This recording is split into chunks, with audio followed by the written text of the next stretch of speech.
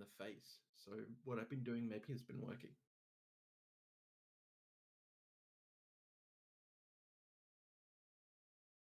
Oh, hey, We're alive! Hey. We're alive!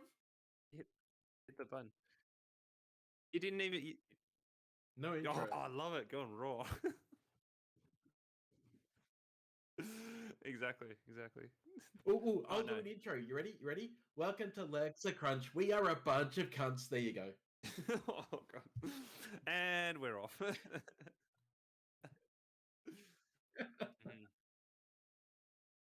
Yeah, apparently he's off sucking someone's dick. Oh, my God. You're off to a great start. Exactly. This is what he gets. He knows the rules. You ain't here. We do a massive dump on your chest. And I'll just say, I'll be the one to say we miss Brandon, and yeah. I mean, I just thought that would be obvious, but you know. Exactly. Yeah, in case anyone got the wrong idea, we dearly love our Brandon, but yeah, but at the same time, when someone's not here, they of course get absolutely smashed, and yeah. I mean, it goes without saying, I love Brandon so much that I proposed a new show to Brandon that would be just me and Brandon, and then occasional guests. You know. Yeah. Outside of this, just worry what says anything. We're gonna do our own. No, exactly. it's because you guys don't really do the superhero thing. No, and I really fucking love my superhero movies and mostly movies because I don't really read comics anymore because I'm blind as shit. And I know that Brando loves, superheroes as well. So I was saying to him like that me and him should pull together and do a show reviewing like every comic book movie that's ever been made and call it the Super Friends, and then have a different friend on every single episode. I know, right? Have a different friend on every single episode. Go get the domain right now and paint. Yeah, and then like having a show called The Super Friends, which was a takeoff of Super Friends by DC. So, no, also magic too. It's like a magic archetype, so it's like kind of. I was going to say that the way you. Yeah. Yes. And you could call it the prog rock croc. And I think deep mental esoteric topics as well, and unpacking what life means, and exactly. Yeah. And look, I could almost guarantee that 90% of the things that come out of my mouth during the Super Friends would not be, hey, look at Scarlett Johansson's ass. That is just the best ass in the world. It wouldn't be. It wouldn't, because I'd say it now to get it out of my system. That I would absolutely fuck Scarlett Johansson if I had the choice. I just think her voice is the greatest thing in that, and that's where the movie Him, which should be a great one to watch actually. No, Her. What am I talking about? Him, her. Her is. I know that's like the worst thing to ever call the Scandinavian metal band.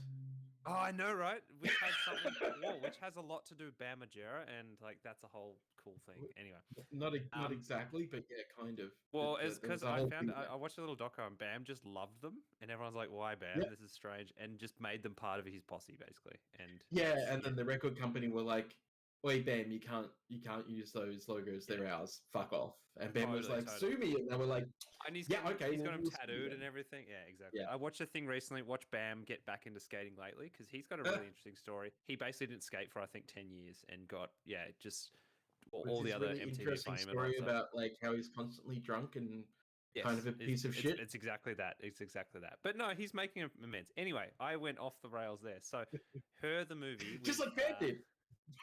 Yeah. So Her the movie with Scarlett Johansson and Joaquin Phoenix.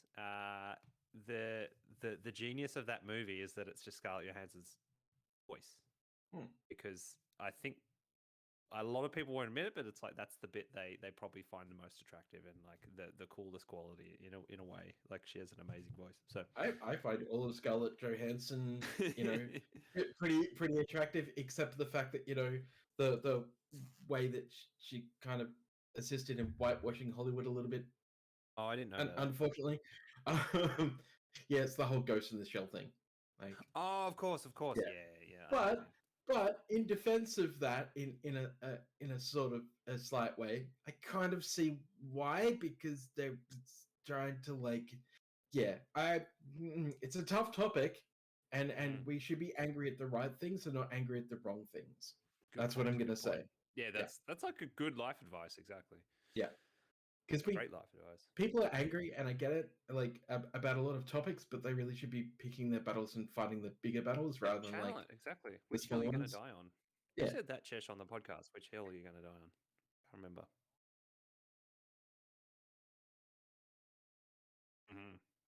I didn't get mad at Wizards this week.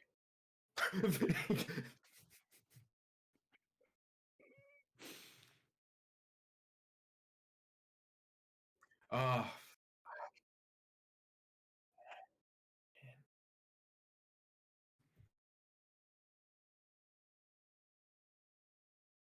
ugh, man.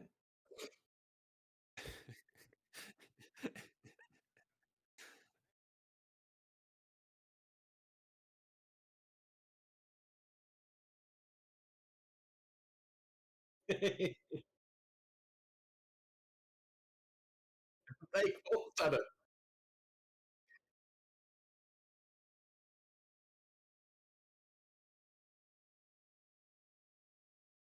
Yeah. And also, what if exists? So Chris Pratt certainly has. My big thing was when people were calling it out that like Mario should be played by an Italian, and I was like, so you want like a stereotypical character, like a really bad, damaging stereotype, to be of Italian descent. You actually want an Italian actor to be going, Mamma Mia! Like, what's worse here? Is it worse the fact that you've got Chris Pratt as Mario, or is it worse that you have a completely fucking damaging stereotype? Okay, so taking a step back, this is a reason why there was a certain, and I'm out of respect, and especially respect for Brandon, and Brandon knows what I'm about to get to when he watches this and hears this. There was a certain Marvel character that was offered to an American Indian actor who turned it down. Not the right word, but you know where I'm going with this anyway. Turned it down because the character is a tracker. That the character was written to be, in the words of when it was written, an American Indian tracker mutant that used spiritual what was that? Spiritual tracking. Yeah, this is getting worse. The cultural misappropriation is getting down there. And it's exactly what you. And his nickname was the Chief. And his costume is a First Nations people's costume, but done in purple and yellow with a headband and a feather. It's a warrior! And he like this particular actor even said, Marvel came to me and were really excited and told me what they wanted me to do. And I kind of just went, I can't do this because I don't think you realize the damaging stereotype from this. Like, if you put somebody else in that role, go nuts. But I can't do this because this is pretty much an affront to my people. So not always. Oh no. Very similar. Very similar. But yeah, so what I'm trying to put out there is not. I get the whitewashing thing is bad. Absolutely fucking agree with it. But sometimes having an appropriate actor for the appropriate role, if you're going to run with a canon for that character, considering when that character was designed, made, and brought out, is not always the right fucking thing to do.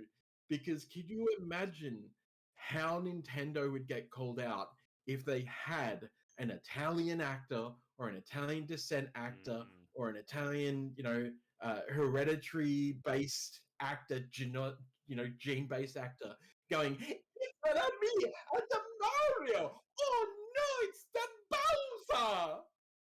Like, so people that brings up fucking a hate point it.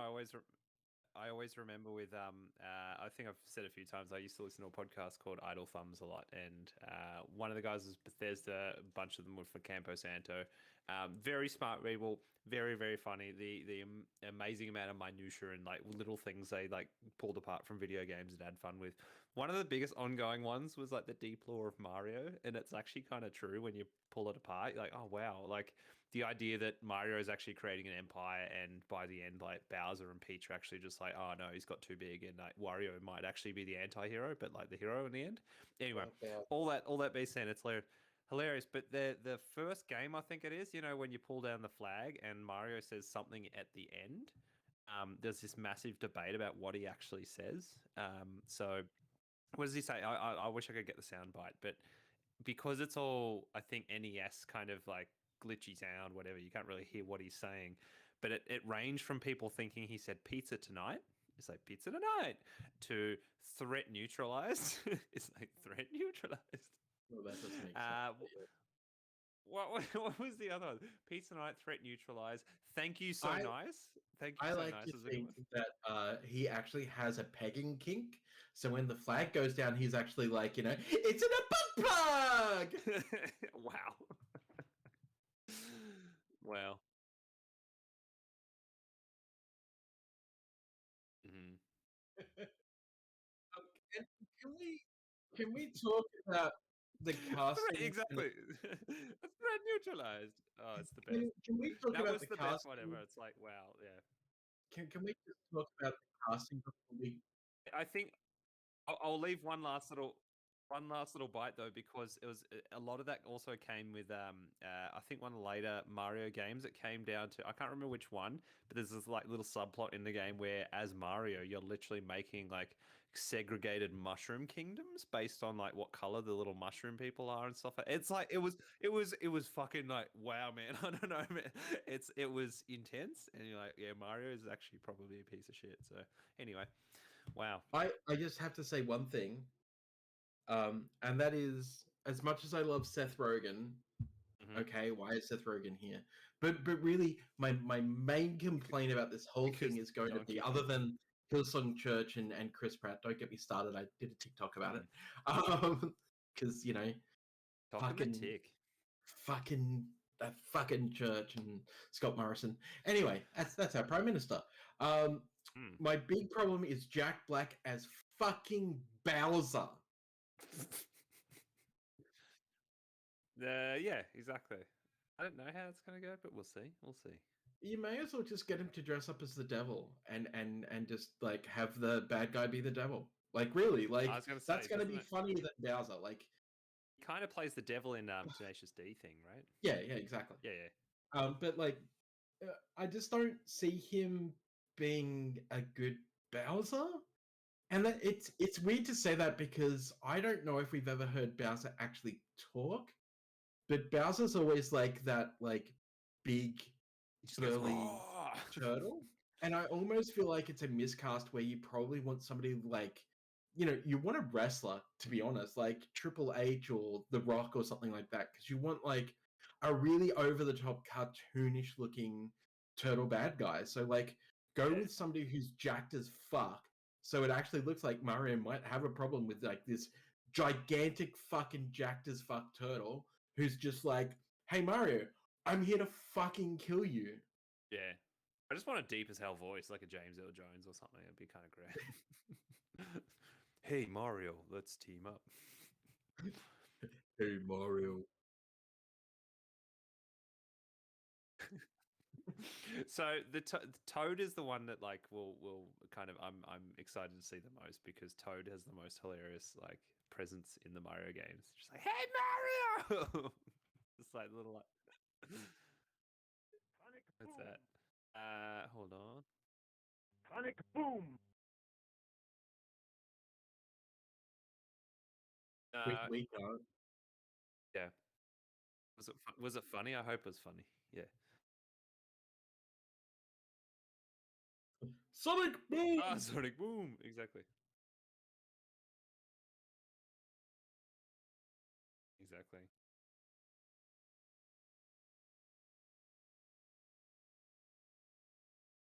Mm.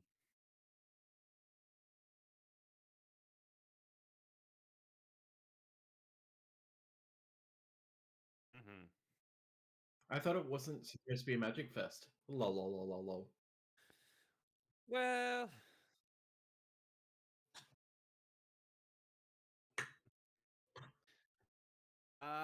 Isn't the it a first bit one, fucking early? yeah, because it makes it a little bit anticlimactic in a way that, remember, we talked about how excited Chesh and I were like to get there when the pandemic's over. Like one day, I don't know when that's going to be, but whatever, it's going to be a long time. When it's over and everyone's going to be like, yeah, we got through all this, or yeah, blah blah blah, and it's like all the friends met along the way, and we're just not going to get there. Like not for a long time. We can't leave the country for one, but like it's just, yeah, I don't know. We're very much still in the middle of all this stuff, and it seems a bit like it's not going to be the real one. It doesn't feel like the real one. That's what I mean. Like I don't think it will feel like the real one for quite a while. Hey, Channel Fireball. When most of the companies are closed for international travel, and you decided to put on an event like this, it just feels kind of a bit fucking rude. But then again, what do I know? Hashtag one of your international fucking customers. Mm-hmm. Sincerely, Chesh. 3, I think. So usually goes for like a good couple of days. Yeah. Which is less than you, because I think it's usually like 5 days.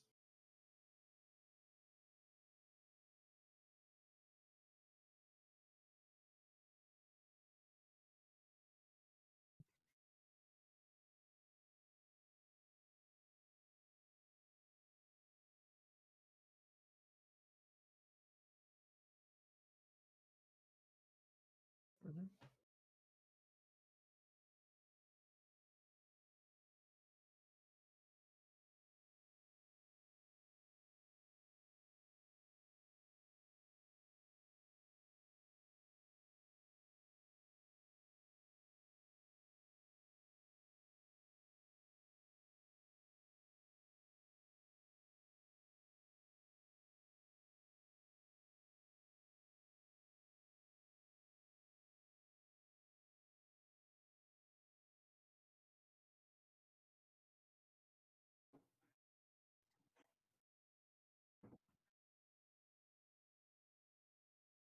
Mm.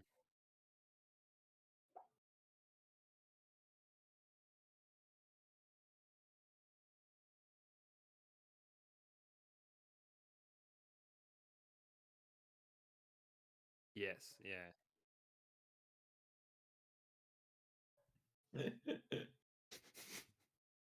Oh, I'm sorry. I thought that was rhetorical. That's why I didn't answer.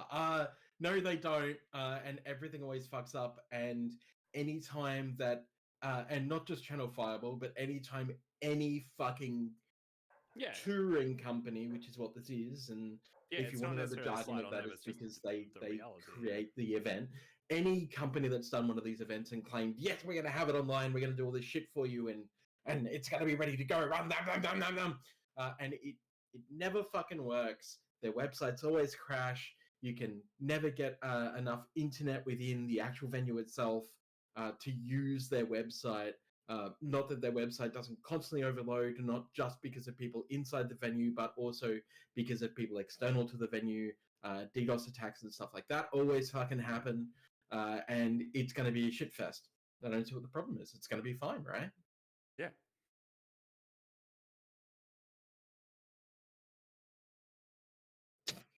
Who needs staffing? Why would they want to pay staff? They'll pay them just like they pay their judges. Woohoo! It's a me at the Serio. I'm sorry, would you like a box? Have a box to work for us, yeah? Okay, great. Yeah. Hey G3, what's going on? What's going on? Oh no, go for it.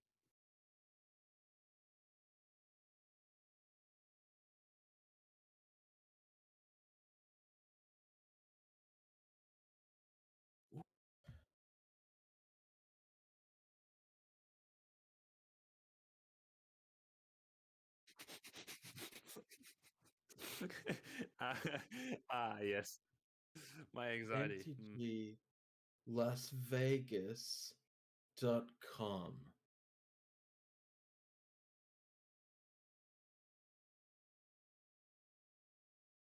Hey, look. You're invited to attend. Oh, I'm sorry. I can't make it because my country won't let me do it.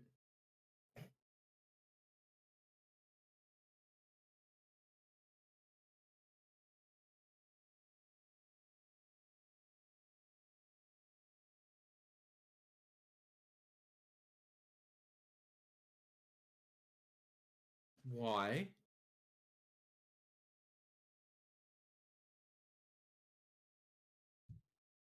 Hmm.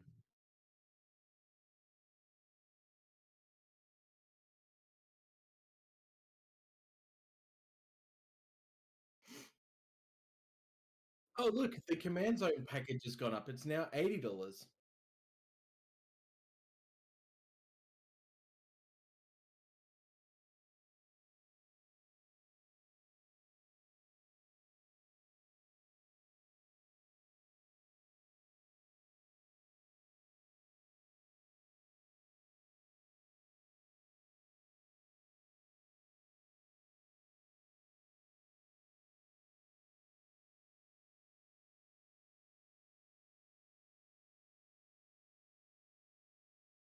Hmm.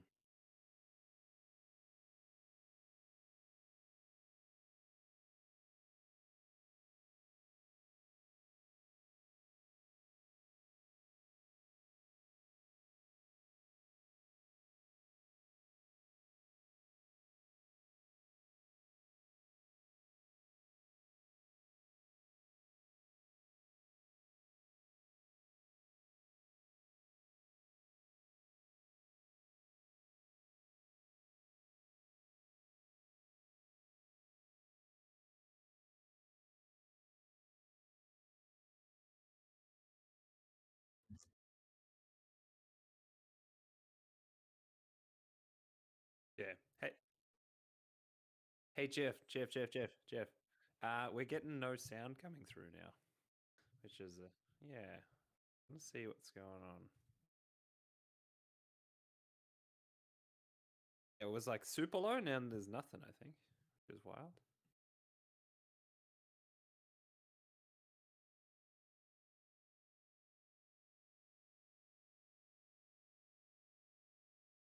I think it's just you actually.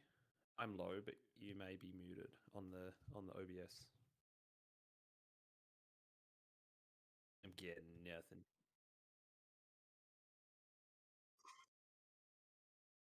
Nice.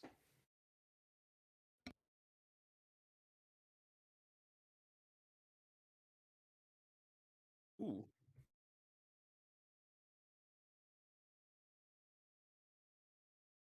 Yes. Yes.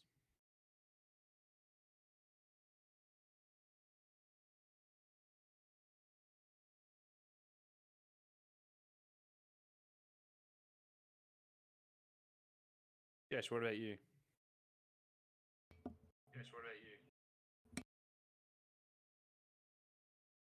Test. How's that? Yeah, I got a mic now.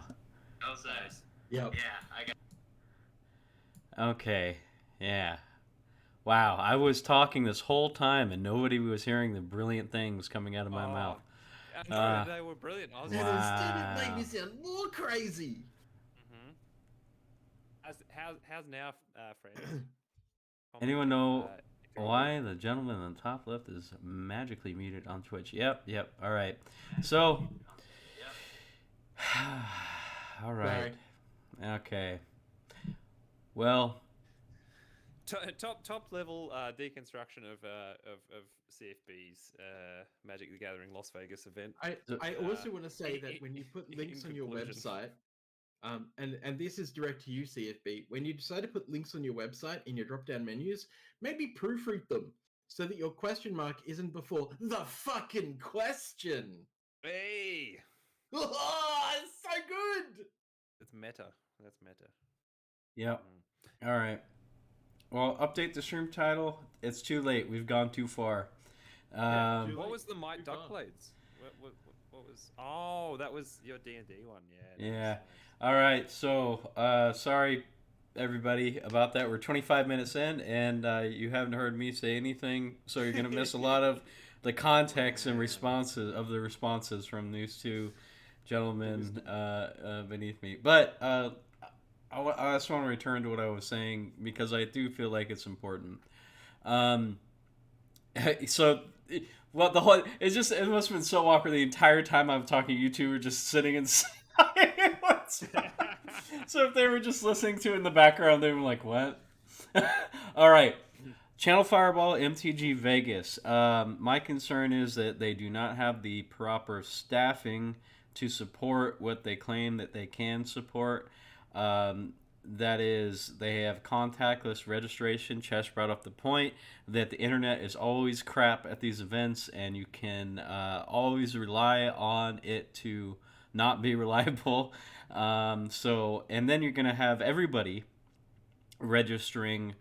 Well, it says contactless registration available. So does that mean that they're going to have contactful registration, like on paper or something? You can't register on the day for the main event. So.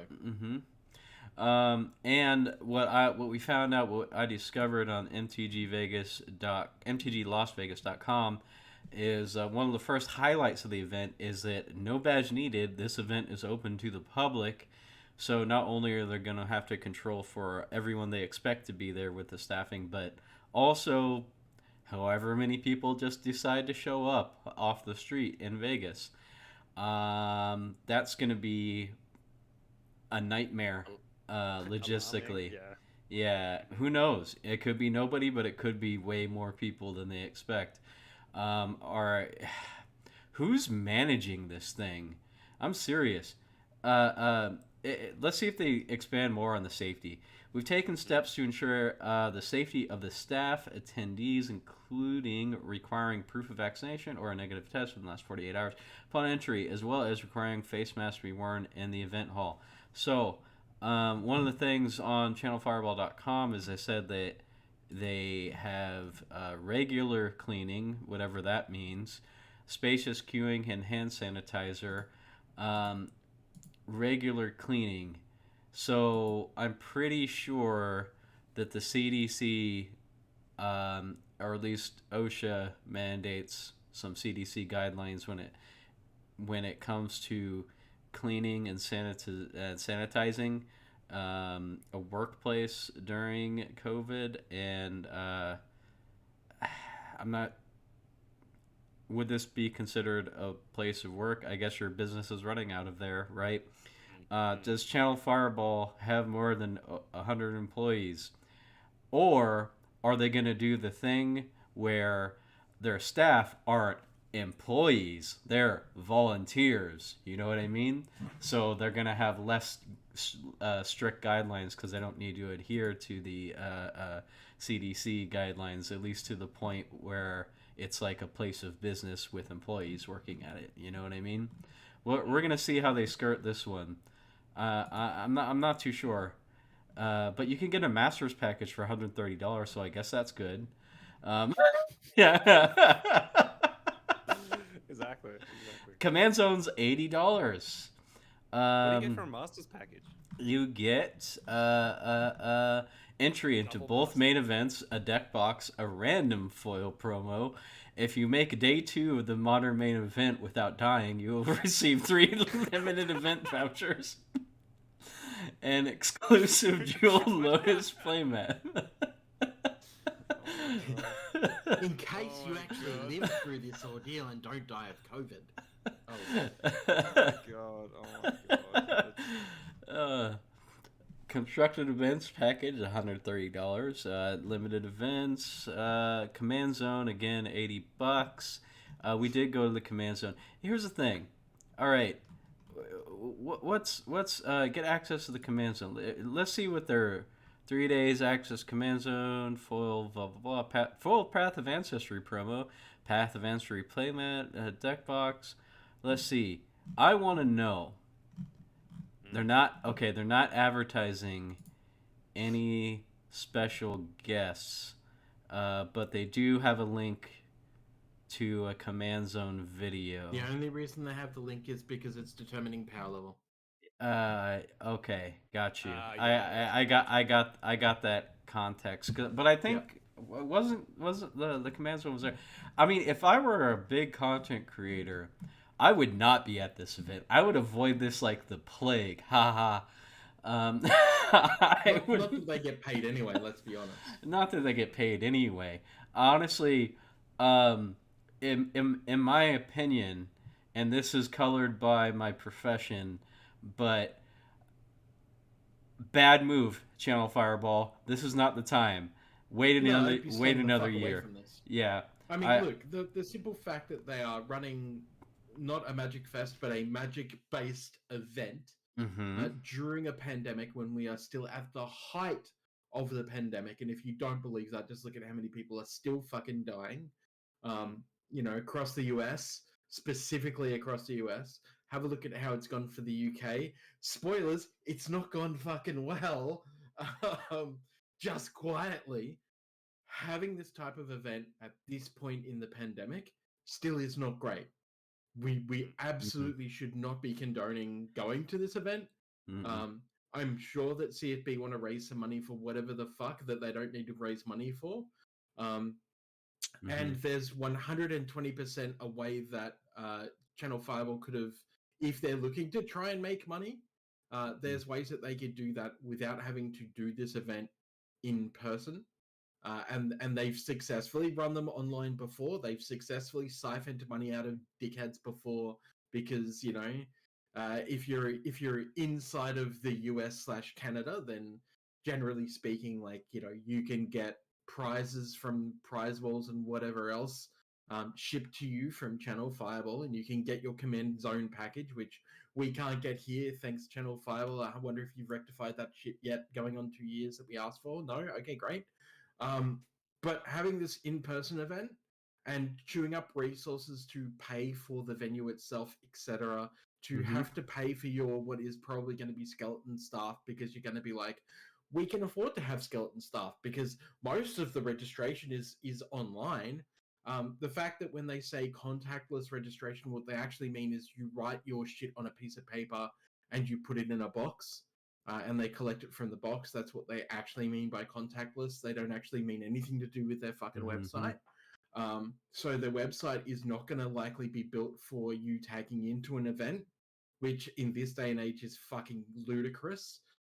Especially when we have NFC in our fucking phones, and the fact that CFB is partnered with BinderPos, who have the resources to do NFC stuff, which still aren't doing NFC stuff, to run your phone over an NFC point so that you get fucking logged in on an event. Hey, it's not that hard to do. Why are you still using paper transference? Or scan a QR code.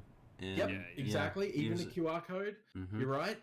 All of this shit is so much better than having an in-person event, which is going to likely be, look, whether you have or have not got COVID does not matter. If you have COVID or if you carry COVID and you have been vaccinated, and yes, it does happen because the vaccination doesn't prevent you from having COVID or carrying it. Carrying it, you are still potentially transmissible to other people, especially if outside the venue you are taking in unsafe practices with people who are unvaccinated. And much that we know, Magic players, for the most part, can be decent human beings, but generally kind of aren't a lot of the time. We know the fact that, there's a potential that the vaccinated person could be carrying the virus because they got it from somebody who's unvaccinated, and they might have a little bit of a sniffle, and then all of a sudden the whole fucking venue's got it because they sneezed on some poor bastard. Well, and all of this shit could be avoided. Well, that's the thing too. Not only is it a 3-day event, so there's people that are going to be staying there, and not just going to the event. Exactly to your point, going to the casinos, going to eat at buffets and restaurants, and then on top of that, letting people in from the public free of charge. Who's gonna pass by the entrance without proving that they have negative COVID tests in the last 48 hours.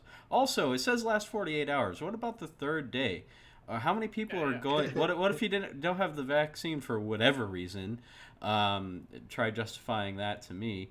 But and you're on the third day. Are you gonna find like a place to get tested in Vegas, right? On the first day, so you could get your results the next day or 2 days later. Like, how is that gonna work? This is so. This event, I think I want to assume good intention, but I know you chuckle, but I just can't from Channel Fireball's history or from Wizards history, right? Or Hasbro.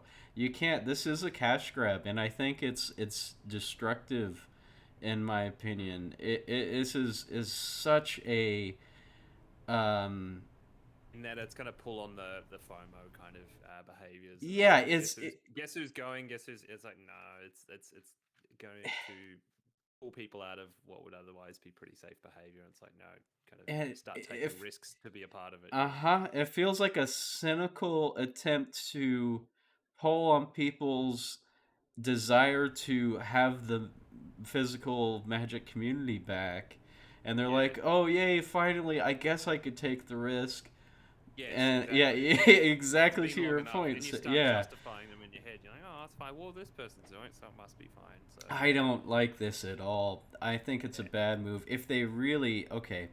If Wizards, in my opinion, or Channel Fireball really wanted to bolster the community and cultivate it in a positive way, they would invest into their staff and into the people that make these events happen, because it seems like the planning for these kinds of things are very much above board with little regard to the actual people coming and working at these events. I think if they did consider this, they wouldn't even this thought of holding a physical event wouldn't even cross their mind. They would say, hey, how could we bring the physical experience, or at least the social aspect, to the player at home? Let's rub our brains together and see if something comes out. Maybe they can hold some kind of online sanctioned event with streams and send everybody who registered the playmat and the deck box and all that stuff that you get. Maybe they could have password only command zone rooms or something. You know what I mean? Like, if you register, you're there for a purpose. You're there to to experience the community, but safely at home or with a small group of friends or family. You know what I mean? Not putting yourself and others at risk in fucking Vegas. The more I think about this, the more angry I'm getting. But I'm really passionate about this because I am existentially exhausted with this pandemic, and it's stuff like this that it keeps perpetuating it. We're not going to get to where we need to be unless we start doing the shit that makes this shit stop, right? We have to take the correct actions, not, oh, wouldn't it be nice to throw a huge fucking event for all these nerds to play Magic at, so we could at least meet half of our quarter quarter projected earnings. Like, this is such a cynical cash grab, and I hate this. I hate this so much. I'm sorry for that rant, but... No, that's cool. I just want to point out a couple of weird things. The first one is there is not a single Wizards of the Coast or Magic the Gathering logo on that CFB site at all. There hasn't been a single tweet from the mothership other than a retweet of the Channel Fireball tweet. Channel Fireball... they actually retweeted it, though. Interesting. Yeah, I'm looking through all their shit now. Channel Fireball have stated to people that artists, special guests, vendors, etc., and more to be announced soon. Now, the fact that they hadn't locked these in before they announced the event All right. Thanks, Felicia. Is it? Is if I was gonna go to this, and if I was gonna play modern, do you know what deck I'd probably play? Don't play. What's that? It's gonna be Infect, baby. But yeah, I know what you mean, Jeff. It's the classic thing. I think we've all wanted to do it in a way, like just internally, Bam. mentally, whatever, to go, this thing doesn't exist anymore, and I want to forget about it. And therefore, it's got that kind of energy to it. And it's like that. This that's is what not it's gonna a Magic channel, Fest but event. It's not over. This is a standalone. All right. So that's I just assumed it was. No, this is a channel. This is okay, I retract Wizards and Hasbro are fucking greedy as fuck, but not in this particular case. Okay. There you So go. That's all you need. Not a retraction. It's an amendment. I retract putting the blame on Wizards for this, but I still rebuke them for condoning this event. Yeah. Correct. Yeah. And anyone, I mean, I get it. The thing is, like, I'm not super mad if you do choose to go to this event. I don't think you're a bad person.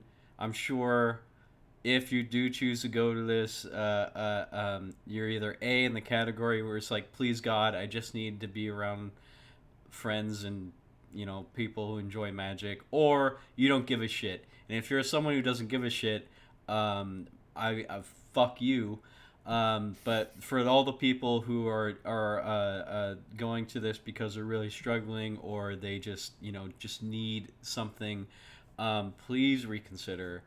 I mean, in my opinion, this is all opinion. This is not a call to action. But in my opinion, you should stay home and reach out online or over the phone, or hang out with the same old people you've been hanging out with until we're through this. Because fuck, we're never gonna get through this thing if people keep doing shit like this. I am so sick of wearing a mask everywhere, but I do it. Yeah, you know, you do it. You fucking do it. You mildly inconvenience yourself for the safety of others. And if that's all I have to do is wear the stupid fucking mask on my face, if that's all I have to do and get tested and take a fucking vaccine, then that's nothing. That is nothing. That is this much effort on my part. It takes 15 minutes to get through that fucking line at the grocery store or at a drive-thru or whatever. I was in and out in like 30. And it's exhausting. It's fucking exhausting. I can't believe I'm still talking about this shit for 2 years. Yeah, I think it's the whole thing. Like you say, it's like, just because you want it to be over doesn't make it over. And yeah, exactly, exactly. of course. But yeah, all right. I'm just gonna drop one piece of wisdom. Are you tired of wearing a mask? Good, so am I. Do you refuse to wear one?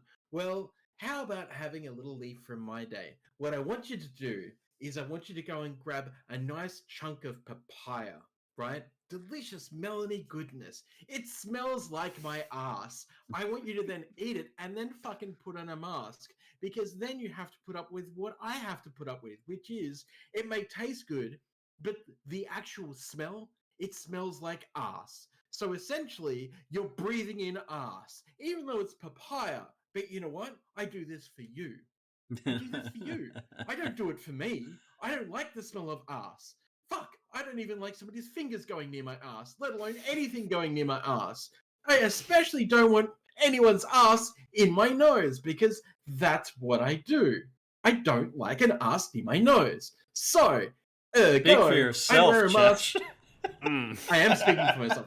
I wear a mask because I have to, because it helps to reduce transmission either way. And if you don't like that, then perhaps you should just fuck right off the planet. Just put all your money into SpaceX. Just tell them that you want to be shot to Mars and get the fuck off, because the rest of us want to get on with our lives. The only way we can do that is by following the rules, getting fucking vaccinated and being clean. I'm fucking sick of being inside. I want to go out and have a fucking picnic, and I can't. So I want to go to a show. just fuck you all. Anyway. I want to go to a fucking show. I want to fucking go to a bar, and I want to have a cocktail, and I want to fucking eat those little fucking Frankfurt wieners, the cocktail wieners, in a fucking bowl of sauce. I live next door to Fuck me. I live next door to the best dive bar in the world, and I actually went there last night. You have to show proof of vaccine, period, to get in. You have that's no test negative. No, you got your card or you got the QR code they can scan, and they check your ID, make sure it's you. That's who gets in the bar, and they're very strict on the mask too.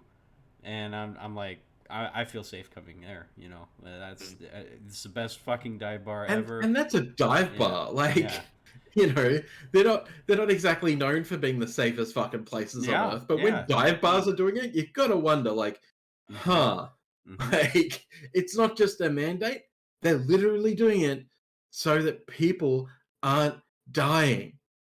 And it's a fucking great dive bar too. I got a double vodka soda with lime, $10. Not bad. Yeah. Not bad at all. Yeah. And nice. I gave him a 20. I said, "Fucking keep it," because see, you won't get one of those at Magic Las Vegas. Exactly. Make yourself a nice vodka soda at home if you're old enough to drink. Anyway, as much as I'm tired of this pandemic, I do. Let's move away from MTG Vegas. I just wanted to talk about it because I did want to know what you guys thought, and you guys think the same deal. as me. Too soon, and you can't control it. Like that's the worst part. Stupid. It was like it's a little naive. Yeah, it's a little naive. I hate it. Anyway, so movies.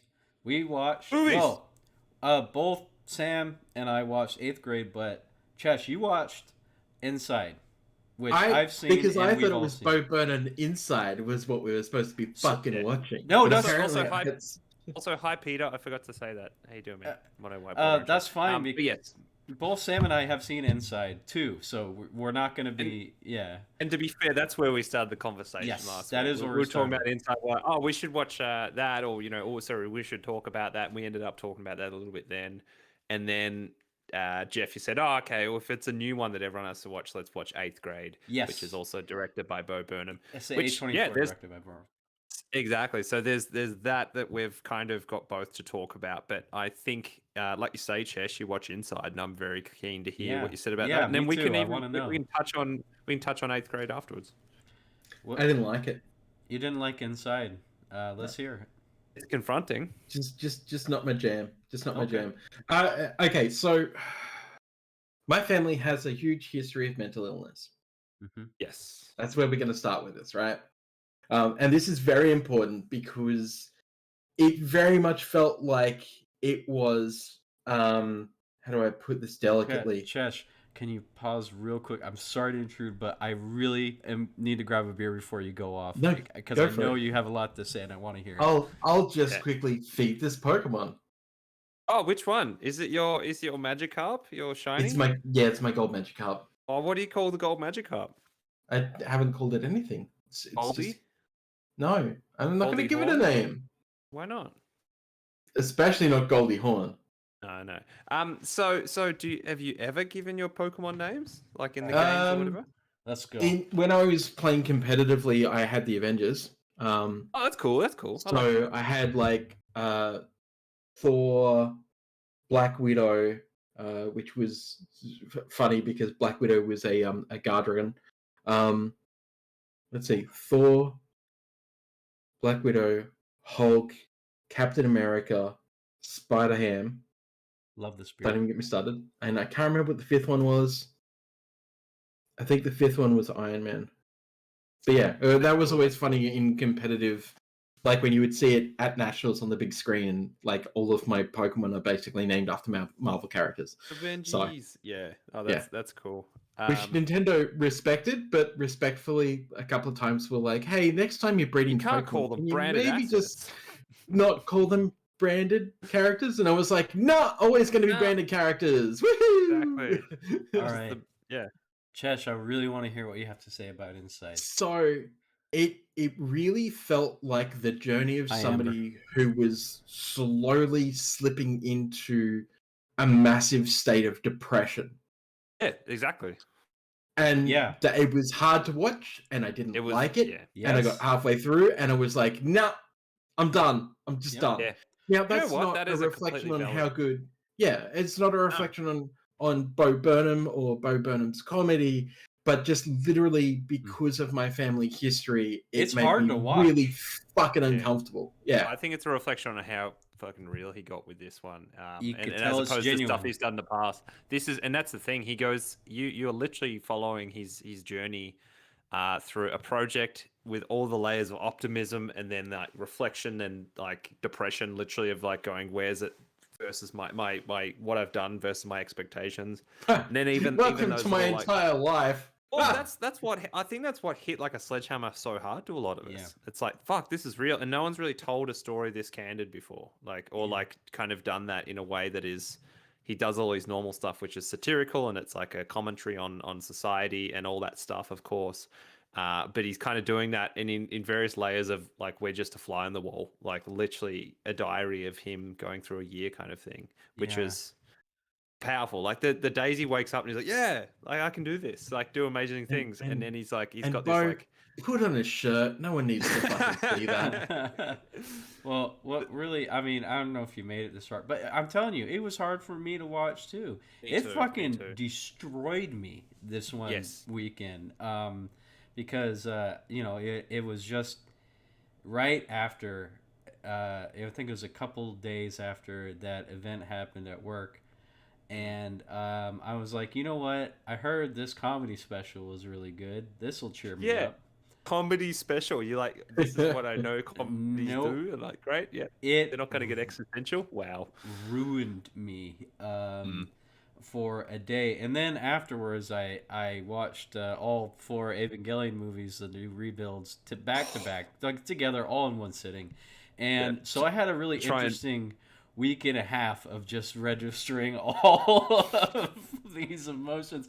But Chesh, did you make it to the part? I mean, I think this is the part of Inside, and spoilers if you haven't seen Inside, I recommend it, but also it is very difficult to watch, especially if you suffer from depression, because it's coming from a place of sincerity. It's not a, oh, it feels bad to be sad, bro, kind of movie. It's like very much dealing with all the things about depression. And did you make it to the part where he is kind of like, I think he's critiquing a song that he made, and then he talks about.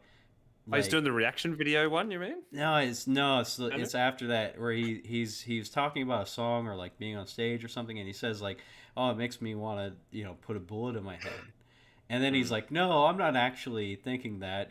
Don't kill yourself," and then it's like him watching that, like him talking about it, and it just comes off as like so patronizing and insincere about like it. That fucking hit me so hard. It's like, this is what people sound like when they tell you these things, and like him presenting that and like watching himself say that, it's like that's the kind of stuff that it's not convincing. It's just not convincing when you hear that, and especially coming from yourself. And that really hit me super hard.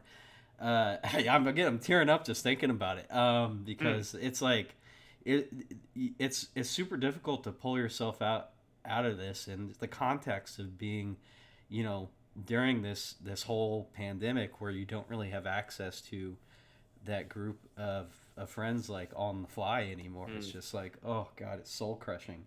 Anyway, I'm tearing up, getting emotional. Sam, what'd you think?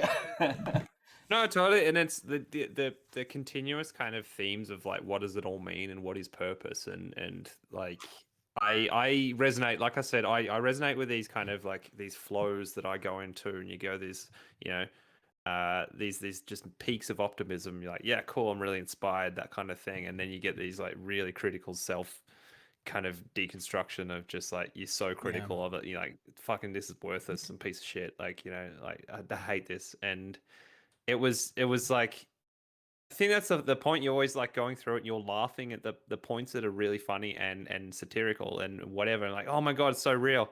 Oh my god, it's so real. Like, it's funny like till it's not. Yeah, like there's the Twitch chat one, which is like funny, but it's like, oh fuck, that's how it sounds, doesn't it? Hey man, thanks for 3 months, like, all that shit. And then like, I mean, it has to be said, like, he's a bit of a genius in a way that's like but he's just speaking his mind in a way I don't think a lot of people have. I mean, people speak their mind these days, but the way to the level of production he does it and the kind of the artistic gesture in which he does it, and I find he makes stuff that kind of it is important. It's kind of important commentary to me, and that goes into 8th grade as well, and that's where the way I felt about that movie. That a lot of people are like, what was the point of that movie? I'm like, you kind of have to have felt it a little bit, or if you haven't felt it, understand why that might be powerful and why that might be, dismantling at that point in time, kind of thing too. Have we all frozen? I'm not frozen. I'm watching the stream right now. We're not frozen.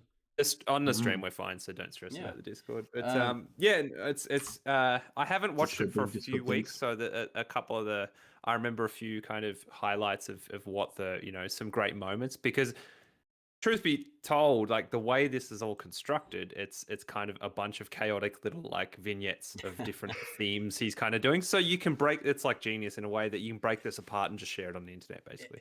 So you can go, here's this one clip, like this one thing he said, which is really funny. In the grand scheme of things, it has a different context, of course, because it's part of his whole flow and where it goes to the crescendo at the end. But as a little microcosm, you can just share the Jeff Bezos like song, like that. But it's kind of great in that way. When I heard that, like, I don't know, in context, when I heard like the Bezos songs, like, it wasn't like funny at the time. You're just like just kind of like experiencing it, exactly. And it's just like, well, this is happening, and that's kind of the nature of things. And I think you're also not ready to flip flop back to like chill elation and excitement of just comedy, like where you're just like, yeah, that's really funny. That you're still in that mode. It kind of leaves a fingerprint on print on you that you you're still like, oh shit, yeah. It's all pretty grim, isn't it? Like kind of reeling from the context. So I take it you did not finish the movie, Chesh. I did not finish the movie. No, and fair enough. Well, the comedy special. Comedy special, if you want to call it that. And I respect that, and I respect why it was difficult to watch, because it was very difficult to watch for me too. Totally. As far as 8th grade goes, I mean, I don't really have much to say about that movie other than this is the best written dialogue for middle schoolers I've ever heard in my life. Yes. Shit, yeah. And that kind of goes hand in hand with what I was going to say about just like in the top level view of it. It's just like the best little, and I use the word a lot, a vignette, but it's exactly what it is. It's just like one little like point in time that completely candidly shows what this girl's going through and her dad, and like the what school means, and like how hyper kind of important all these things become, and how they can absolutely just become everything, and they're make or break. And oh my really God. Just nothing. Like what she like goes to a pool party, and it's like the most intense thing ever. And when you're a middle schooler, that's like, it is that intense. It exactly is. And especially, and I think we have to say too, and furthermore, for the context of being a female too. So I watch it with Kate, and there's multiple times through it Kate was in tears. She's just like, fuck, like no one's ever told this story. And Kate said, this is exactly what school was. It's the hardest thing ever to go to. I don't know. It's thanks for the I said to it, like, hey Hobbs, it's the rich get richer, poor get poorer type thing. It's a lot of people, and these kind of, I'd like to see. We said throughout, like, I'd like to think I'm optimistic about some of the new the next generations. There is a lot they have to go through, and that's what the movie shows as well. Like, being a kid in this generation is fucking intense. Yeah. Like, I was like, wow, I didn't even think of that. We kind of almost got Facebook, and that was about it. But we still had a lot of chill, which was like, there's a lot of like downtime of actually like not being in front of a screen, that kind of stuff. And I feel like that was just intense, and the social expectations have been ramped up to 11. But I'd like to also think we're starting to near a time where we move away from bully cultures and kind of more individualism and kind of self-expression. And that kind of goes to show when she meets other friends, I guess. But like, still the whole trying to fit in and trying to find your place is so goddamn hard, and in a way that, like I say, there's usually a select few people in those kind of constructs where it's like they are, maybe they're bred with a little bit of elitism, and like maybe they're a bit more attractive or that kind of thing, and it usually kind of creates an organic social structure where they will protect that, and they will turn away people trying to get into that and kind of protect their kind of status. And she mentions that right at the end, where she's just like, you're trying so hard to be cool. And like, she finds her own voice there and goes like, I don't need to be a part of it. And like, why do I need to try so hard? And it's like that's just so freaking strong. It is. Yeah, it is. And I really love how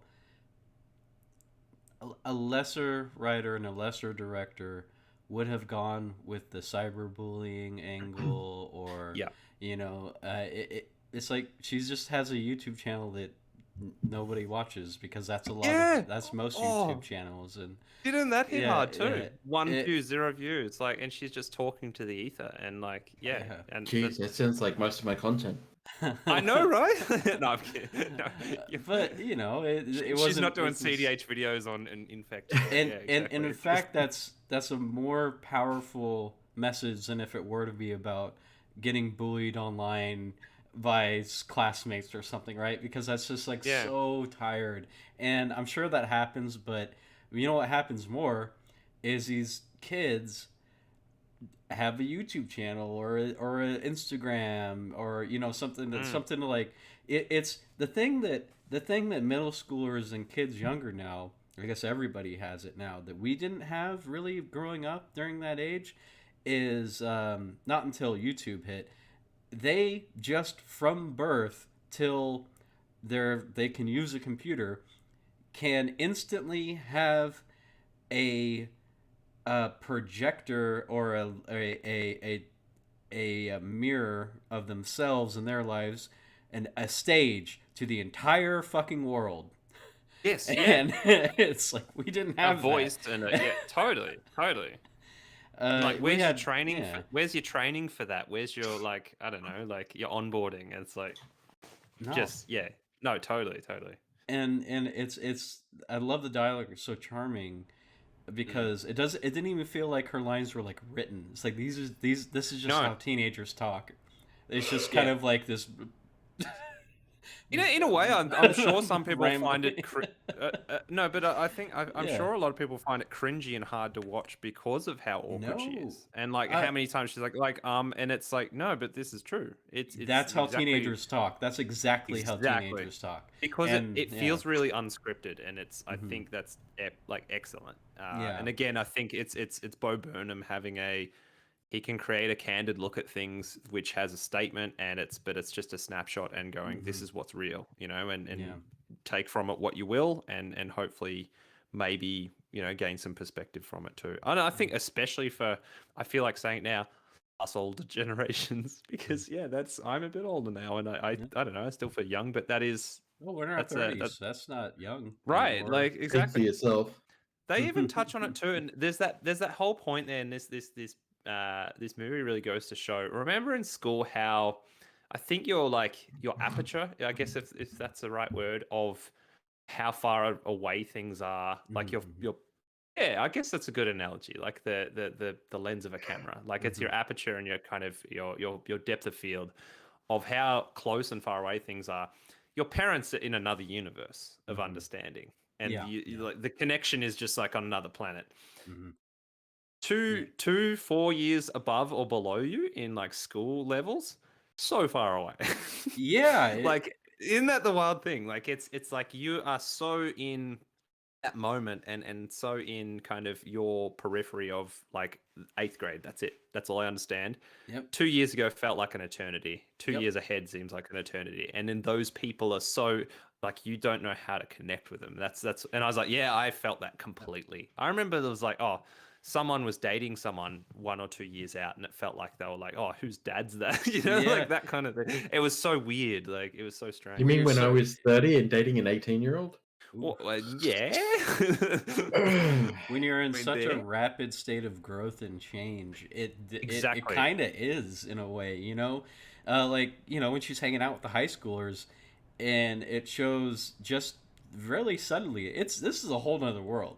You know, it's an entire, and it is, high school and middle school are two universes apart, and in terms of just the people, you know, just the people in the way you are, and the, you know. And she felt so cool hanging out with this high schooler, and she was like, nervous and everything. I'm like, yeah, I get it. So I think she was like 16. Yeah. She was like 16, and I think Kayla was 12, or maybe. I was trying to figure out the dates because 13 or 12? 13 and 17, I think. Yeah. Yeah, that makes sense. Still, I say 13 4 years and 17 is like a galaxy. It's an absolute goal. Yeah. Totally. And I think that took me back in a way that I haven't kind of thought about that for a long time. Mind you, we don't have middle school here, so we've just got primary school, which is like or prep grade 1 to grade 6. Even that's different between which state you go to. That's fine. Then you go to year 7. Year 7's your first year of high school, and then it's year 7 to 12. And depending on the high school, but some high schools only go up to 10, and then there's a there's your more like 11 and 12.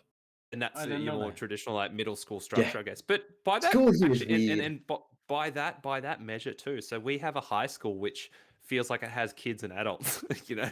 But the year 12ers have beards, and like the year 7s are just little like kids. Like it's wild. And I remember just, you know, it was a fun thing when we played basketball when I was earlier, and I would play people that were in year 12, and I might have been like year 8 or 9, and I was like, these guys are giants. And then I grew after that, which is wild. But like that kind of stuff is very interesting. But I can like feel, you know, how strange that is, and then how far away they felt. Like you're like, oh, I wonder what they're going through. And she mentions that too. She's like, oh, I hope you're doing this. You know, I wonder what you look like, and I hope you got a, you know, good boyfriend or something. And like she starts to think about what would be on that person's mind in those years. You know, that's super interesting. But yeah, it's really interesting. It's really interesting because then she looks back at her own past after, you know, with the box of the time capsule, you know. I like that scene. And me too, she kind of like burns her old memories with. Yeah, she hates it. She can't like. She's like, oh, this represents the old me that I hate, and it's like I don't. You know, I think years after that, she'd probably regret that. She goes, oh no, it's all me. You know, and when you realize it's not about looking like, and I think I feel that too, that I had a lot of self-critique in that age too. And you're like, you look back, I'm like 2 years ago, oh, I was such a dork. I was like, well, I always was. You realize when you're 30, like, you're always a fucking dork. That's the best part. Like, just be a dork. And actually, that's a good point. When she meets Gabe, and like, she realizes she can just be cool with someone and find something to talk about, and it's not about what you're trying to think about to talk about. And I will note too, one of the best things on her mirror when you see at the start, or like ongoing when she's waking up, she's got all these, like I said to Kate, she's studying life. Like she's got all these like pointers that she thinks she needs to work on. My favorite one there, and it hits me as like now an adult in the business world, practice small talk. I was like, that's amazing. That is amazing. You got to get to a point you're like, I fucking hate small talk. But anyway, exactly. But no, that was really lovely. And then, like I say, she meets Gabe. She realizes she can be just like have fun with someone and not worried about being cool or anything. And he drops the Rick and Morty line. Yeah. Of course. And she's like, oh, this is awesome. And they're like, we're having a great conversation. Was I talking too much? Am I being awkward? You know, like, and it's kind of so lovely. Like, it's very charming. Really, yeah. That exchange was so charming. It's like this guy is trying to be like such a gentleman, put in the chicken nuggets out with all the sauces. And I'm like, I would have done this. I would have done this too. Me too. I love that kid. Oh yeah. And I love Anyway. how that kid is the cousin of Kennedy, the absolute like she's the kind of the The I don't even call it popular the girl. alpha. Yeah. Yeah, the alpha kind of in the club and whatever, like completely different people. It's lovely. But yeah, Yeah. yeah. A lot of Like good we love stuff the in one. that movie.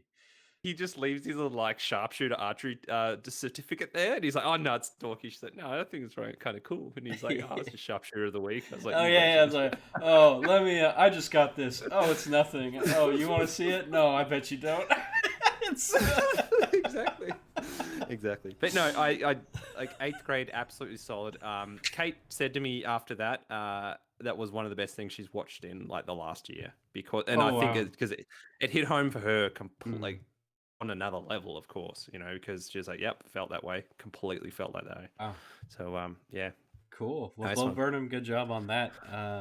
Yeah. So yeah, I recommend 8th grade. It's not for everybody. I could see why people would watch this movie and go, "What was the fucking point of this movie? Nothing happened." That's what I thought too. I kept thinking about that and I'm glad it didn't do anything to go, "Oh, I'm going to pull the punches." And it's like, no, if you just like, it's a lot more subtle in its storytelling, but that's infinitely more powerful, I think. Yeah, and it's kind of like the movie.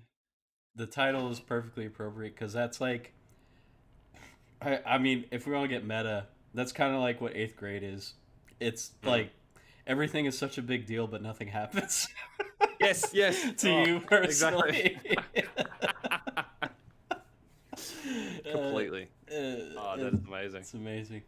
All right. So yeah, we just talked about 8th grade and Inside. I think we can Both wrap it Bo up on Burnhams. the both Bo Burnham projects. It's been a I think we can wrap it up on that discussion. If you guys want to go to what do we usually do? Goblin game? Yeah. If you guys got we anything do for Goblin. game, Unless you want to, I was gonna say unless you want to score the movies, but it's kind of like an incomplete one. And I don't, I almost don't, I don't want to subject these ones to numbers because I don't think that's same. I mean, I don't feel good about that at all. And it's I go Inside recommend out of 10. Recommend with the asterisk saying it's really tough to watch. But I don't know. It did something for me. It did something for me. Exactly. I feel like it hits on an axis that isn't like you don't measure it with other movies because it's not other movies. It's kind of its own thing. And 8th grade recommend if you like weird artsy films that kind of go nowhere, but also have something to say. Feel like you're like A24. You're probably gonna like it. Exactly. Exactly. Something to say. Let's go in the Goblin game. We've been chatting for an hour and 13 minutes. Nice. Oh shit! As I fumble for something for Goblin game. Yeah, I don't know what I have to share actually. I have to find something. I think I shared that last time, but I'll share it again just in case. I'm in that kind of boat. 1 second. Well, I got mine. I think I may have shared this before, but if I did, in fact I know I did, but I'm gonna share it again just to get people hyped up. So for our 5-year anniversary, it's 5 or 6 years we've been doing LexaCon, and I got the Death Nut Challenge version 3. It's got packs of nuts in here. Oh, the blur on the camera is just—it's too intense. It does not. It's like I'm holding it up in a music video or something, right? And exactly. Whoa, no. They don't want to pay the advertising. You can't show Supreme on your T-shirt. No. Exactly. So, this it says it's a 2-player edition, so there's enough in here for 2 players, but there's only 1 package for each one of the 5 tier of nuts. So I'm not sure if we're just gonna go for it and do the whole thing. My mouth is already like hurting just looking at this freaking thing. Oh wow! Yeah, we're gonna be doing that for the anniversary, and I got 4. Oh, do we have I a got- date for the anniversary, or it's kind of I just? have 5. when- It's usually in Christmas at the end of the year. Yeah. I think Or that's as I like to call it, Christmas. Yeah. And I also got the solar flare sunflower seed challenge, and that's gonna be fun. Nice. It's It's in not- Angry Birds font too, which is kind of that. Oh yeah. God! Oh, thanks for pointing that out. Jeez, Yeah, now I like, hate you it. just you It just say should have Angry been in Birds Dragon now, Ball right? Z font. Which one is? It should have been in the Dragon Ball Z font. Totally. Or the one. Here's a little prog crossover. Do you know, Jeff? Do you know Manfred Mann's Earth Band? Earth Band, Earth, like Or the it's- band yeah. Earth. No, like it's more importantly, Manfred Mann is the name you see. Manfred Mann's Mann's- Earth. I They wanna did s- Blinded. I want to Blinded say by yes. the Light. Oh, Blinded by yeah. the Light is course. like the hit from like late 70s, I guess. Oh, they're that's early the se- name. That's the name of that band. Yeah. Their early 70s albums are absolute rippers, and I've been sipping Okay. through records for ages, and I never kind of looked at them. I'm always like, I just see them way too much to think that they're anything of substance. But no, they're amazing. They're good. They're really All good. right, okay, Yeah, okay, so there's we'll check there's them a out. particularly great one called Soul of Fire, I think it's called. Ooh. Great album art, everything, but that's what it reminds you of. If you do that, that's a deep cut, but very, very cool. Oh, nice. All right. Has anybody else got anything to share? It's okay if you don't. Do, but Chesh, do you have anything? Yeah. All I right. got nothing. I found 2 things. I don't know if I've shared Well, these. Actually, you Yeah. know what? Jump in, Yeah. jump in. You know what? Yeah. I have been working on a little something Okay. that initially Hey. I thought looked like absolute trash. And the Might as more well that you it make sits it. behind me, the shelves down below me, behind me, literally, the more it sits there, the Yeah. more I start to appreciate and want to continue working on it. Isn't it weird what context does with art? That, Oh, like, cool. you know. Yeah. It's a Oh, gashodan. hey. It's a what? hungry skeleton that is going to be eating an imperial Japanese building. Oh, I yeah, know I was gonna say this exactly. one. Yeah. Yeah. That's Scale. awesome. It's got Very that, like, cool.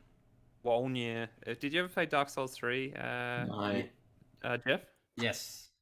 Yeah, with Wolnir. Yes, that's exactly what I thought. Every Dark Souls boss is sad, and Wolnir is just like, wow, I'm a massive skeleton, but I'm really sad. No, hungry. There you go. That's what you Love get. the skeleton. I just Yeah. love skeleton. I love skeletons too. That's really cool, Chesh. When did you start that? About 2 weeks ago. Okay. Painted most of it in a single day, and then kind of because I had to sketch everything out. Yeah. And then looked at it and went, "Oh, this is the worst work I've ever done. I'm so out of practice."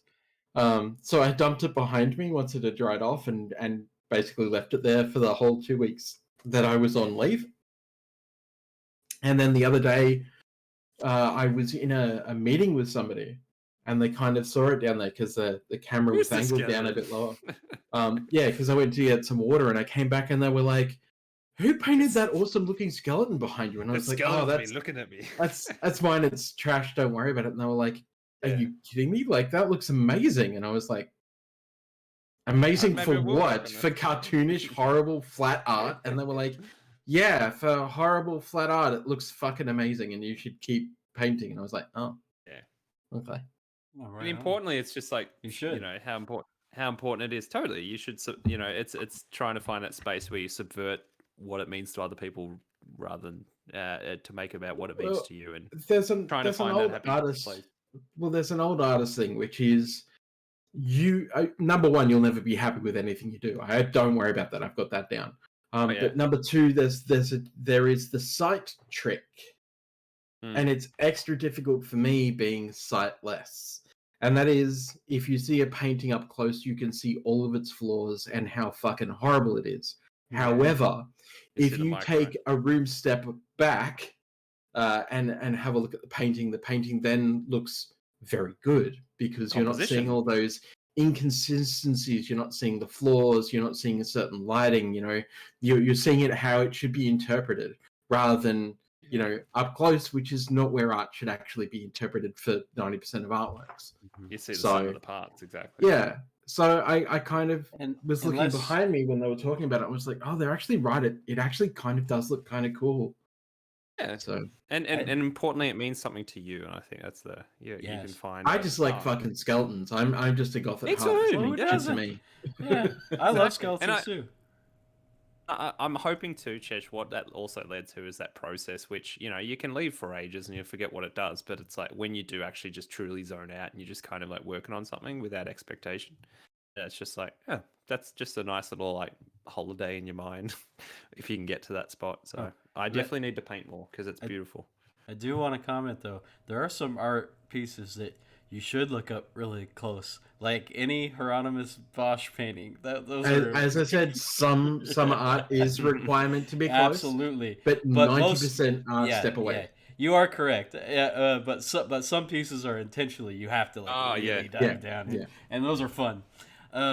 Anyway, but you're all right. I'm just looking up Hieronymus Bosch. Did Hieronymus Bosch do like the Inferno stuff and Yes, everything? you've seen his work. You've 1000% seen his. Is there work. one at the Vatican? I'm not. Or is sure. Hieronymus Bosch a bit newer? It says 15th. No, it's really old stuff, and it's Oh, maybe it really is. Hold on. bizarre. He There did is a one hell of there. Paradise and then one of Inferno. And Exactly. that are I'm- both really bizarre. And I they're need to all look at right. because we went to the Vatican and there was one piece of art there, not the Sistine Chapel, not all these other things. It was the one of literally Inferno that blew my mind, and I was just staring at it for forever because of how grotesque those things are. Is it Yeah. Limbo? It looks like Limbo. Limbo might be the one. Mm. Uh, Maybe I it's need that to look one. it up. It's got the one where there's so much going on in this painting. Some guys like some like demon is playing a trumpet on some guy's butt, and Yeah. and there's like sheet music there, and it's really interesting. Anyway, I think that's the thing. It's like, what's the most visceral things you could ever like think about? And there's like, I love when actually prog rock goes into these spaces in a weird way in their art, like visual art style sometimes. oh yeah. But like, there's some just bizarre shit. You're just like, wow. I'm seeing now there's like a torso with like weird little legs, but it's like it has a helmet, like a knight helmet with spikes on it, but the helmet is the It's size of the just torso. chaos. Like, yeah, and it's very grotesque and it's very like surreal, and yeah, it's As wild. But much- like you say, chaos as you could probably perceive during that time. You know what I mean? It's like, Yeah, given what they had to work with, that's pretty fucking creative and bizarre. Like, coming from, you know, like, how'd you probably had, what was it? I saw this image where it's like a good life in the 2000s versus a good life in like the 1200s or something like that. yeah, And it's like, and it's like good life. It's like, well, in the 2000s, it's like, well, I started my own company and blah blah blah, and like all this other stuff, and one and the good life in the 1200s, it's just like, I birthed 3 strong sons or like I birthed 2 strong sons and I thrice had berries, or something like that, and once a pair. Oh my god, It was yeah, a good life. exactly. Wow, I think we're getting a lot of these things that having cyclical themes in, like, what is, you know, what you make your issues, that kind of thing. I watched a thing on The Last of Us this week, and they were talking about that there's a lot of that commentary that, like, in this post-apocalyptic, when the world is basically just dead and whatever. I think is it Ellie? Her character kind of remarks about, wow, this is what kids, like, you know, people worried about in their lives then? Wow. Like, how trivial that shit all sounds. Like, you know, and then again, kind of like we're talking about 8th grade. It's easy to go, oh yeah, that stuff doesn't matter once you're past it. But like in the moment, It does. It's kind of intense. Yeah, totally. Yeah. Well, yeah. like, putting this into perspective, man, a Dorito, a nacho cheese Dorito has more nacho flavor that a peasant in the 1200s would experience in his entire life. Packed into one chip. All right. An Internet of Things galaxy of nacho cheese flavor. Exactly. Like, yeah, totally. Anyway, Well, yeah, go on, Sam. What do you got to share? speaking of grim, depressive topics in an amazing way that kind of makes you confront things, and skeletons, and like, and what Bosch was doing in the art, because it's all kind of similar. Here's something from, I can't remember if I've shared this or not, but my favorite piece of fiction, Dark Souls. So I got this years ago. Now I realize how special this was. This isn't my full Dark Souls nerd out phase. I bought all the stuff I could, and I still don't have the soundtrack on vinyl, but I want to get it. But the Design Works art book is something I treasure dearly, because you want to see some skeletons. Oh, I mean, yes. there's all kinds of beautiful things. There's all the stuff. There's a lot of character designs that might not have made the game, which is really incredible once you get in. You love this game and you become an absolute student of. You want to know every little bit that didn't make the game, and like all the little cut content. I want to know what hasn't killed me. Yeah, but it's like all the grim sadness, and there's so much in this game. As I was saying before, you mentioned something, Jeff, can't remember what it was, but it reminded me of that concept of like going so close to the abyss, and like where do you go from there? Like, do you find beauty in it, or do you whatever? And there's so many of like, there's so much goddamn sadness in this game, but it's beautiful. Like, it is fucking stunning, and I think people still see Dark Souls as like, oh, that's just the hard game, and it's like, nah, it's so much more. A lot put into it. We've talked so much about, like, you play it the first time, and you're like, oh, just those bosses were hard, weren't they? Boy, howdy. And you never realize there's a story. And then you watch a few videos and you realize it's the best story ever told. Like, it's incredible. Very, very good. Oh my god. And tons of stuff that's inspired by, say, like Berserk, or like other heaps of stuff. Like, basically, different pop culture icons, whatever. There's a bunch of prog rock in there too. Strangely enough, we found out, because like Tarkus is the ELP album, like stuff like that. It's wild. It's incredible. Yeah. I'm sure there's a whole bunch. We could talk about Dark Souls for hours, but Dark Souls and prog, exactly. Dark Souls, prog, and craft beer. Well, there's tons of episodes in there. I'm just saying. If Chesh is gonna defect and make a show with Brandon, split off. We'll make one as well. The Super Friends is just such a great idea. Good idea. And I support it. And if you guys want to do that, I fully support that. That sounds great. For sure. But on one condition, you have to have me on as a guest to talk about. Oh, well, I mean, that's gonna happen at some point. Talk about my favorite superhero. One Punch Man. That's a really good guess. I was like, I reckon that'd be perfect. Like, satirically hero. Not entirely sure that counts, but sure. Yeah, that's why One Punch Man's so much fun. Like, he's a hero for fun. He's a hero for fun. Exactly. And purpose, like it's like, what does it all mean? Like, I don't know. Because he can. But no, we could talk about Marvel movies too. I enjoy talking about Marvel movies, I guess, because they're kind of like not really movies anymore. They're like TV episodes now. Yeah. Like really big budget TV episodes, and that's just the way it is. And at first I was really mad about that, but I'm like, there's no use being mad about it, because it's just there's no point being upset about it. Exactly. Anyway, all right.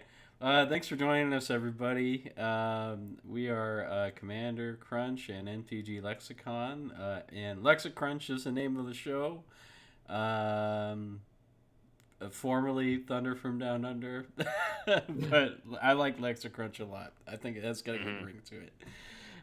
Exactly. And it's not as like trite, but anyway, I'm gonna exit out. My name is Jeff from MTGLexicon. We're gonna go live tomorrow around 7 p.m. You can join us if you're part of our Discord. Go check it out. I'm gonna pass it off to you guys. I am Sam, one part of Commander Crunch, the fun, just Australian good times Commander podcast where we talk about magic and life and stuff, and usually just profile some great guests. We've got the latest episode just came out with Charlotte Sable from the CAG. Had some great chats about Golos and David Bowie and all kinds of things. Just had a good time. We've got actually another CAG member popping up tomorrow to record, so that'll be this week as well. It'd be good, but yeah, just always having a good time, keeping this game fun and talking about all things life and Magic. So yeah, and you can find that wherever you get your podcasts from, Commander Crunch, and then we're on the Twitters too. Join the conversation, and you find me at Pass the Jam Sam on the Twitters. So yeah. Mm-hmm. I am Chesh, aka not the producer, because Brandon's not here. Suck shit. And you can find me here most of the time. Sometimes in the toilet having a wank. You know, down at the pizza shop, like, you know, coughing on people for fun, being a real cunt. No, none of those things really.